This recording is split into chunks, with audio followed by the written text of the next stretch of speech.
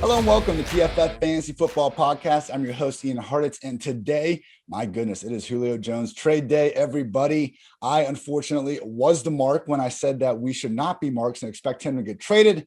The Falcons have done what I thought was the unthinkable, traded arguably the, if not the, top two wide receiver of the past decade. So the return, second-round pick, a fourth-round pick.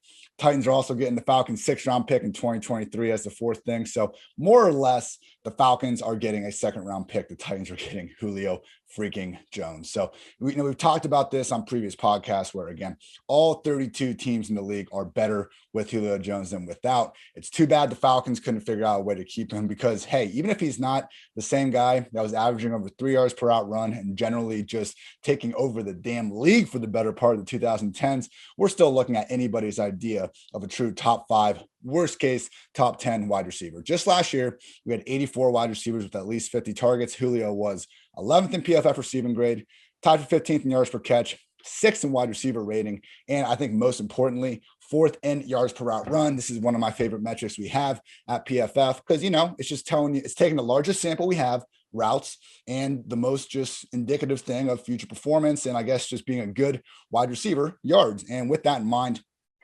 last year only Devontae Adams, Justin Jefferson, and Mr. AJ Brown were more efficient than Jones on a per route basis. So even if Julio, again, isn't that same world beater we saw, from 2013 to 2016, 17 range, even 18. I mean, God, this guy's been so good for so long. Even if he's not quite that guy, we're still looking at one of the best wide receivers in the league. So with that said, I do have basically 9, 10, not 9 or 10, I'll go at 9 key fantasy football takeaways from this move. And the first one, which I've said even before this trade, Ryan Tannehill is the best late round QB available at the moment. If you've been listening to the Fantasy Files podcast, I came into my Ryan Fitzpatrick article wanting to call him my favorite late round QB. Nope, it was always been Ryan Tannehill coming in as the QB 16 over our underdog. He's been the QB 10 in fantasy points per game over the past 2 years. I believe he finished 2020 as the overall QB 7. He's got the rushing floor. He's got AJ Brown. Now he's got Julio freaking Jones. And what we got to remember, people, is that as much as the Titans want to be a running offense,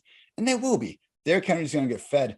Only the Raiders were in the Titans' same stratosphere. I believe they were actually tied for first in terms of largest ranking difference in points per game last year and points per game allowed. So, similar to the Seahawks, the Titans can talk about wanting to run the ball all they want. When you kind of look at who they're going to be having on the defensive side of the field, I just don't really think that, it's a situation where they're going to be all that happy about their chances of running the football. A lot of shootouts probably coming again to Tennessee. And with Tannehill, he's still in the QB1 conversation with me. I'm behind Joe Burrow, behind Tom Brady, ahead of Matthew Stafford, ahead of Matt Ryan, ahead of Baker Mayfield, right there in my 2-3 with a mix of upside with a demonstrated floor. So Ryan Tannehill was already my favorite late round quarterback. Probably going to lose that, positioning with him. I'd expect him to kind of move up and kind of join that borderline wide receiver 1 tier that I was just talking about. Either way, Ryan Tannehill, nothing other than a massive winner from this trade. Derrick Henry remains locked in as a top 5 fantasy RB. I think it helps a little bit. Defenses obviously aren't going to be able to stack the box even as well as they could last year when Corey Davis was there. Only running backs I'd take ahead of Henry, Christian McCaffrey, Dalvin Cook, and Saquon Barkley at the moment. I know we want our running backs to catch passes. Derrick Henry has proved that he's a walking, talking exception to most things that we thought were possible with an NFL running back. Unfortunately, people, this pains me to say, it's still AJB wide receiver 1 season. That's good. But the chances of it being the wide receiver 1 season basically gone. And with Jones in the picture, no, we're not moving AJ Brown out of the wide receiver 1 conversation. He still, the amount of available targets in this offense is just insane. Only the Lions and Jaguars have more available targets compared to who was on the roster in 2020 compared to 2021. And when you look at it from that route, Julio can still come in, get over 100 targets, and we can expect AJB to even see more opportunities than he had last year. The issue is we're just no longer seeing that, borderline erotic, 150, 160 target ceiling. So because of that, I'm putting guys like Tyreek Hill, Stephon Diggs, DeAndre Hopkins, Michael Thomas, and Keenan Allen ahead of AJ Brown, purely because of this potential volume issue. AJ Brown, I think, is arguably better than each of those receivers. And we're talking about some great guys. So if you want to disagree with me there, that's fine. But he's in the same level in terms of efficiency, in terms of just on-field ability. The problem is he's now no longer in that level when it comes to targets. So for me, I think it's a little more of like, okay, where do you want to put AJB among the likes of DK Metcalf, Justin Jefferson, and Calvin Ridley, who actually I think deserves to be ahead of AJB at the moment. So we'll talk a little more about him later. Just realize AJB, unfortunately, we're back to treating him as the wide receiver one. That could be the wide receiver one with a bit more consistent volume. I think Julio stays steady as a borderline wide receiver one. I'm not really adjusting him at the moment. I had him as my wide receiver 14, ahead of Deontay Johnson, ahead of Allen Robinson, ahead of the Buccaneers and Rams wide receivers. And just because of those available targets, I think he's going to be fine. No, we're probably not going to see Julio flirting with 150 targets much more anytime soon. He did turn 32 in February. I just think this, higher end wide receiver 2 spot is the perfect area for him. I was already getting a bunch of him in best ball drafts because people are just a little bit out on him. But my goodness, people, if you listen to our podcast, from March, where I was kind of having a different either beat reporter or just someone that's really invested in the team. And we talked to a Charles McDonald, longtime Falcons just fan and diehard. And basically, he reached the same conclusion I did. Like, Julio, we need to see him falling off to really believe it. And we have not seen anything resembling that in recent years, particularly 2020. So Tennessee, again, I think they have enough volume to enable 2 fantasy relevant wide receivers because it's largely what they did last year. Obviously, Julio is far better than Corey Davis. I've read this comparison off a few times, but people, it really is crazy how close they were on the field last year. I mean, Julio had an 86.4 PFF grade. Davis was at 87.2. They each averaged 15.1 yards per reception. Davis was at 4.4 yards after the catch. Julio was at 4.5. Julio 2.6 yards per route run. Davis at 2.58. Now, obviously, Davis was the one getting less attention with AJ Brown on the other side. Julio was the one getting more attention because he's Julio freaking Jones.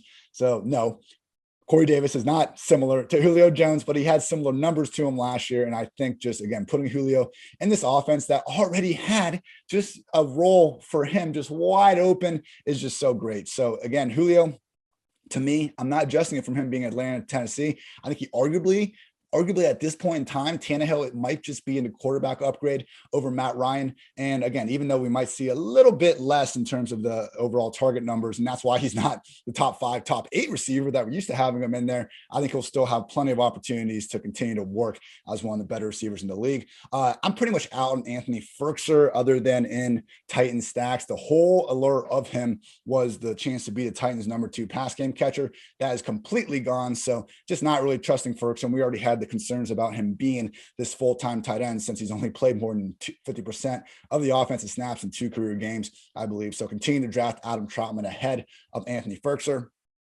I'm basically inclined to let someone else draft Matt Ryan at this point in time as well. I mean, last year, guys, it was awful when Julio was playing fewer than 50% of the offensive snaps. I mean, in those games, we had 238 pass yards, 1 touchdown, 1 INT, 285 yards, nothing, 226 yards, 1 pick, 232 yards, 2 picks, 185 yards, 2 touchdowns and a pick, 224 yards, touchdown, 3 picks. End of the year, fine, 356 yards, 3 touchdowns, no picks, and then 300 yards, 2 touchdowns, 265 yards, 2 touchdowns. So we saw some okay games, but yeah, you take away Julio Jones from a quarterback, the quarterback's going to be worse. Not really that big of a stretch to take there. We see that with a lot of wide receiver ones throughout the league. Odell Beckham seems to be the only situation where we try to reverse that kind of cause and effect scenario. So Matt Ryan without Julio, that's a massive downgrade. He was already an aging quarterback without any mobility. Look, Ridley, Pitts, they're going to be fine. Matt Ryan, he's someone I'm going to let other people draft in the year 2021. That takes us to Calvin Ridley. And right now I have him as wide receiver 9. I bumped him up from wide receiver 13. I guess I'm just like, do we really want to go all in top 5? He deserves it. He was a top 5 receiver last year. It just, to me, felt awfully volume induced, but that's what we're chasing anyway, people. I say it all the time. So I'm trying to have this, ranking conversation with myself and you all at the same time. Look, Devontae Adams, assuming Aaron Rodgers is still there, Tyreek Hill, Stephon Diggs, DeAndre Hopkins. To me, those guys are definitively ahead of Ridley. He could really be a wide receiver 5, though. I mean, Michael Thomas, Keenan Allen, I would put them ahead of him. So wide receiver 7. It's tough. I would say wide receiver 5 to 9, which is where I have him at the bottom of that, is the appropriate range for Calvin Ridley. He hasn't missed in his career when he gets like even more than 8 targets in a game. His stats last year without Julio were just fine. His stats last year with Julio were just fine. You know why? Because Ridley, with or without Julio, is a wide receiver 1. It's legal in today's America to have more than one wide receiver 1 on the same offense. Now the Titans are lucky enough to have that. And now Ridley is in a position where he won't have to fight for targets quite as closely with Julio. I would just say, though, I mean, the one difference between him and some of those other guys I mentioned, we could see Kyle Pitts, who was just a 4th overall pick, function as more of a 1B receiver than I think maybe we're giving it credit for. Like, I don't think Ridley is just going to dominate target share to the same amount of like Devontae Adams or Stephon Diggs. I think we'll see him, have a ton of targets, easily clear triple digits, probably flirt with 150. Just, not totally convinced we see him have some crazy 30% target share or something like that. With that said, Russell Gage, I think he's a perfectly fine guy to put in the wide receiver 40 range. But again, he's their number 2 wide receiver. He's probably going to be their number 3 pass game option at best, behind Kyle Pitts. Russell Gage, low-key PFF's highest paid passer from 2020. Seriously, you threw a dart against the Chargers for a score and then hit Julio Jones in the face mask against the Cowboys. Gage, whether you want to call him a system slot quarterback, just benefiting from the same opportunity as Mohamed Sanu, whatever you want to call him, clearly a good football player. Now the Falcons' number 2 wide receiver. I think a solid borderline wide receiver 3 in fantasy land. My final point, everybody, continue to treat Kyle Pitts as the exception to the rule of not drafting rookie tight ends. I moved him up to tight end 5 at this point. Give me Travis Kelce, Darren Waller, George Kittle, and TJ Hawkinson over Pitts, and that is it. He already spent 42% of his snaps in the slot or out wide last season. His head coach, Dan Mullen, said he's an elite wide receiver and an elite tight end. Now he has more chances than ever to prove that at the NFL level. So I invite you all to check out this article I just basically went through over at pff.com, 9 fantasy football takeaways from the Julio Jones trade. And thank you, as always, everybody, for tuning in to PFF Fantasy Football Podcast. We'll try to get these emergency ones, going when it's right. So if Aaron Rodgers gets traded again, or not again, Aaron Rodgers gets traded in the future, we'll be right back here. So thank you, as always, for tuning in. I'm Ian Hartitz. Until next time, take care, everybody.